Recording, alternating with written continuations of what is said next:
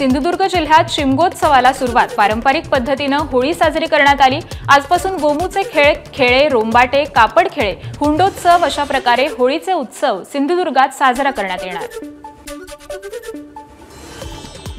यावर्षी तळकोकणात जिल्ह्यात 538 सार्वजनिक तर 598 खासगी अशा 1136 ठिकाणी होळीचं पूजन।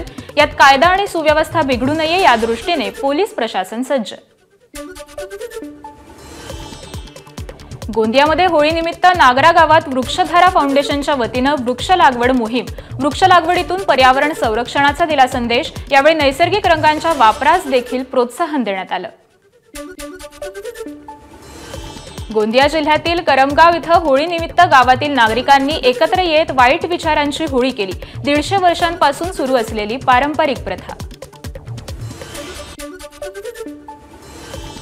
नागपूर शहरात 1000 पेक्षा जास्त ठिकाणी होळीचं दहन। पारंपरिक पद्धतीने होळीचं पूजन करत संध्याकाळी निश्चित मुहूर्तावर केलं होलिका दहन।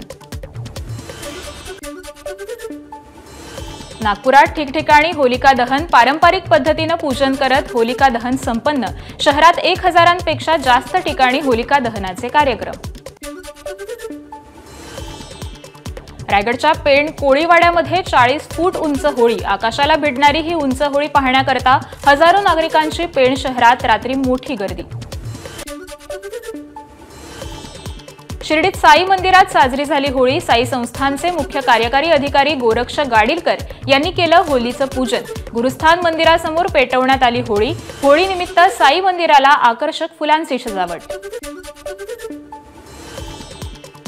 अमरावतीच्या अंबा एकविरा संस्थानमध्ये नवसाच्या नारळाची होळी। होळीला 200 वर्षांची परंपरा।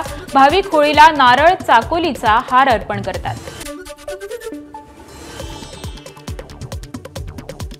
अमरावती येथील डॉक्टर नरेंद्र भिवापूरकर अंध विद्यालयात इको फ्रेंडली धुलीवंदन कार्यक्रमाचं आयोजन। अंध विद्यार्थ्यांसाठी कोरड्या रंगाची होळी आयोजित करण्यात आली। अंध विद्यार्थ्यांनी डीजेच्या तालावर थिरकत एकमेकांना रंगही लावले।